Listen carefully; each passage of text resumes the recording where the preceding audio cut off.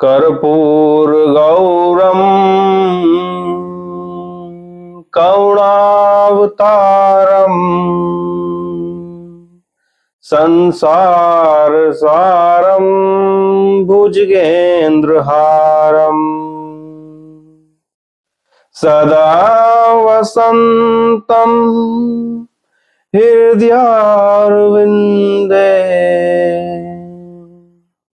भवं भवानी सहितं नमामि। ओम नमो आदेश शिव, आदेश आदेश, जय मां। आज की इस वीडियो में मैं आप सभी के समक्ष पुनः उपस्थित हुआ हूं और आज इस वीडियो के माध्यम से मैं आप सभी के समक्ष एक पैशाचिक मंत्र आप सभी के समक्ष लेकर आया हूं। पैशाचिक शब्द सुनकर आप परेशान ना हो, ज़्यादा इसमें विचार आप ना करें। ये जो प्रयोग है आज का, यह एक अलग प्रकार का प्रयोग है, एक अलग प्रकार का मंत्र है, एक पैशाचिक मंत्र है और इस मंत्र के जप करने से कोई ऐसी पैशाचिक चीज आपके पास में नहीं आएगी जो आपको परेशान करे। यहाँ पर मैं आप सभी को एक जानकारी देना चाहूंगा। वीरों में वीर, महावीर के पीछे भी कुछ इस तरह की चीजें चलती हैं और कुछ देवियों के पीछे भी इस तरह की चीजें चलती हैं। अनुभव का विषय है, बहस करने का विषय नहीं है, परंतु हमारे चैनल के माध्यम से जो भी साधनाएं आपको दी जाती हैं, प्रदान की जाती हैं, वह सभी साधनाएं सात्विक रहती हैं, गुरुमुखी रहती हैं, परीक्षित रहती हैं। आज ये जो पैशाचिक मंत्र मैं आज आपके समक्ष लेकर आया हूँ, यह पैशाचिक मंत्र प्रार्थना है। आप इसको जाप करें। जाप करने में रात्रि में स्वप्न के माध्यम से कोई शक्ति आएगी, आपको आपके प्रश्नों के उत्तर आपको देकर जाएगी। इसके अलावा आपको इसमें ना कोई हानि होगी, ना ही कोई इसमें आपको नुकसान होगा। इसमें आपको स्वप्न के माध्यम से अध जगी स्थिति में, ना आप जाग रहे हैं ना आप सो रहे हैं, ऐसी स्थिति में इन शक्तियों के माध्यम से आपके प्रश्नों के उत्तर आपको प्राप्त होंगे।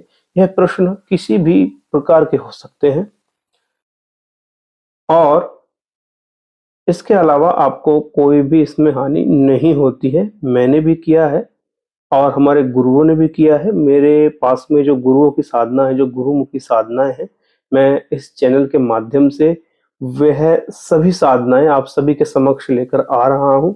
ऐसा नहीं है कि मेरे पास में इस तरह का कोई मंत्र है तो मैं अपने तक ही रखूं। इस चैनल के माध्यम से मैं आप सभी के समक्ष जो है सभी मंत्र धीरे धीरे रखता जा रहा हूं।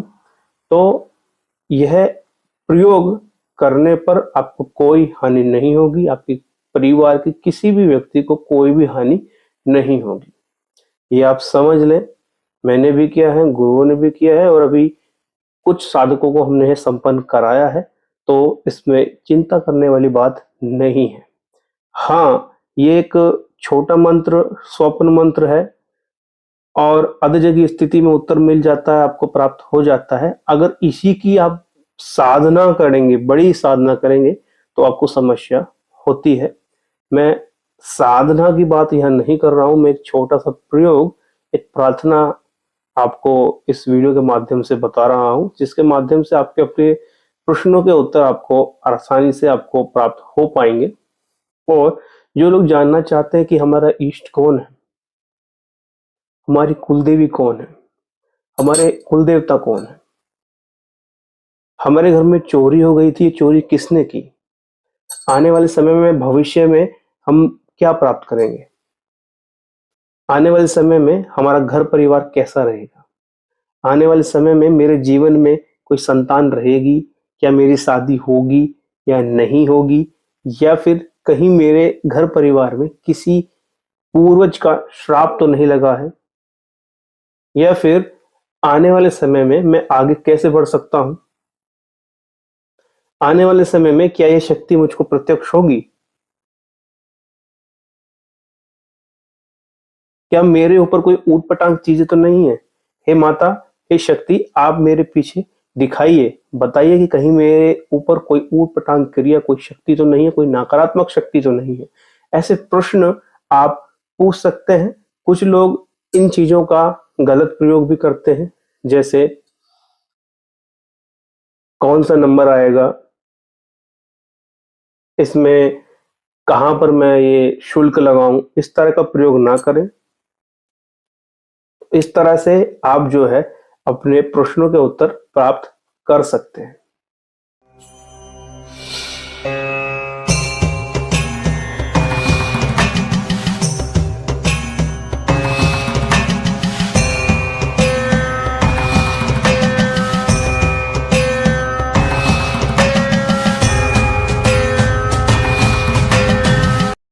तो यह हंसी कर्ण पिशाचिनी की एक साधना है, एक प्रयोग है। इसी के बारे में आज जानकारी आपको दे रहा हूं। देखिए, इसको कोई भी कर सकता है, कोई इसमें हानि आपको नहीं होगी। मैंने भी इसमें इसको किया है और अनुभव में जब आप इसका जाप करते हैं तो अधजग स्थिति में 1 डेढ़ से लेकर 4 बजे के बीच में आपको अनुभव होते हैं। अधजग स्थिति में यह शक्ति आती है और प्रत्यक्ष रूप में आती है। पहले आपको कुछ अंधेरा सा दिखता है, अंधेरा दिखने के बाद में उसी अंधेरे में से एक शक्ति आती है और आने के बाद में देखिए, मैं ज़्यादा जानकारी आपको नहीं दे पाऊँगा, थोड़ा समझने की कोशिश कीजिए। कोई शक्ति आती है और यहाँ तक कपड़ा रहता है, वो आपसे बात करती है, आपको 3 लोग की जानकारी देती है और जो भी जानकारी 3 लोग की वह आपको देती है, तीनों काल की और उसके साथ-साथ में तीनों लोकों की, वह कोई गलत जानकारी नहीं होती है, स्पष्ट रूप से जानकारी आपको देती है, कुछ रहस्य खुलती है। किस तरह के रहस्य रहते हैं, ज़्यादा जानकारी नहीं दे पाऊँगा। रहस्य का तात्पर्य रहस्य है, आप करेंगे तो जानेंगे। मैंने पहले भी आपसे कहा है कि इसमें आपको कोई भी हानि नहीं होगी। परीक्षित प्रयोग है, गुरुमुखी प्रयोग है और इसमें सिद्धि नहीं कर रहे हैं, आप केवल कुछ काम के लिए बुला रहे हैं, कुछ जानकारी ले रहे हैं और फिर वो जा रही हैं। इतना आप समझिएगा। बात करते हैं कि किस प्रकार से यह साधना आपको करनी है। आप रुद्राक्ष की माला से इस मंत्र का जाप करिएगा। यह मंत्र आपको 2 विधि से आप कर सकते हैं। 1 से लेकर 7 दिन तक आप इस मंत्र का जाप करें, ठीक है? 1 दिन से लेकर 7 दिन के अंदर-अंदर आप 10,000 जाप इस मंत्र का कर लें। बहुत ही छोटा मंत्र है। नहीं तो एक रात्रि में ही इसको आप कर सकते हैं, वो मैं बता रहा हूँ। एक रात्रि में आप 1 दिन में ही अगर इसको करना चाह रहे हैं, तो आपने एक रात्रि में 10,000 जाप इसका कर लेना है। ज़्यादा समय नहीं लगेगा क्योंकि मंत्र बहुत छोटा है। एक रात्रि में इसको जप लेना है और किसी भी पंसारी की दुकान से, जहाँ पर आयुर्वेदिक जड़ी-बूटियाँ मिलती हैं, वहाँ से आप कूट कूट ले आइएगा। कूट, ठीक है? कूट साधनाओं में, उन्माद रोगों में प्रयोग में किया जाता है, ताबीज में भरने में भी है, काम आता है। कूट एक वनस्पति जड़ी है, एक जड़ी भी नहीं कहेंगे, एक लकड़ी है। इसको आप प्रयोग में इसको आपको लेके आना है। इसको अभी लगभग इतनी ले आइएगा, ज़्यादा महंगी नहीं मिलती है, बहुत ही सस्ती आपको मिल जाएगी। इसको ले आइएगा, लाने के बाद में इसको पीस लीजिएगा, इसको घिस लीजिएगा, इसमें थोड़ा पानी मिला लीजिएगा, इसका कल्क तैयार कर लीजिएगा, चटनी, इसका हलवा सा कुछ चटनी टाइप में इसका तैयार कर लीजिएगा, पेस्ट बना लीजिएगा एक। तो काले आसन पे रुद्राक्ष की माला से एक रात्रि में 10,000 आपने कर लेना है या फिर 1 से 7 दिन के बीच में 10,000 आपने जाप कर लेना है। दोनों विधियों में कोई भी प्रयोग आप कर सकते हैं। 2 विधि मैंने आपको यहाँ पर बता दी है। 2 अगरबत्ती, 1 दिया इस शक्ति के नाम से आप जलाएंगे। मंत्र का पूरा जाप होने के बाद में इसी मंत्र से आपने 108 बार या फिर 21 बार उसी जड़ी को अभिमंत्रित करना है। उस पेस्ट को, उस चटनी को मंत्र पढ़ेंगे, फूंक लगाएंगे ऐसा तैयार करने के बाद में आपने अपने हाथों पर, अपने पैरों पर और अपने पैरों के हाथों के तलवों पर ये लगा लेना है कल्क चटनी, और प्रार्थना करके सो जाना है। जो मैंने इससे पहले थोड़ा अनुभव आपको बताया था, ऐसा ही आपके साथ में घटेगा, और हो सकता है इससे थोड़ा अलग घटे। नुकसान आपको कुछ नहीं होगा, क्योंकि नुकसान होने वाली चीजें की जानकारी हम इस चैनल के माध्यम से देते ही नहीं। तो इसको करके देखिएगा, और इसके साथ साथ में जो आपके पर्सनली व्यक्तिगत कुछ प्रश्न हैं, उनके उत्तर भी आपको देगी।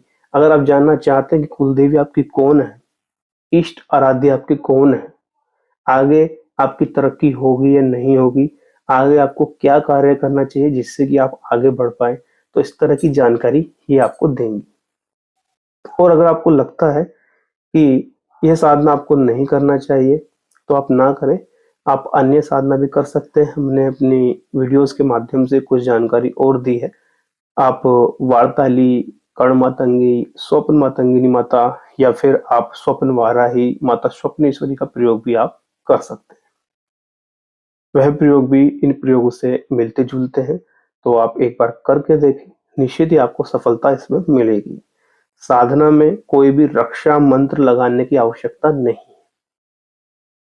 जहां पर आप सोएंगे वहां पर आपने बैठकर इस मंत्र का जाप करना है, ब्रह्मचर्य से रहना है, साधनाओं के नियम का पालन करना है, और अपने अनुभव को किसी से भी आपने उस अनुभव के बारे में कोई भी जिक्र आपने नहीं करना है। आने वाले समय में कोई और प्रयोग में आप सभी के समक्ष लेकर आऊंगा। आशा करता हूं कि आज आपको कुछ जानकारी मिली होगी, और साधक निश्चित रूप से यह प्रयोग करके देखेंगे। आज के लिए इतना ही। आदेश आदेश। जय मां कामाख्या।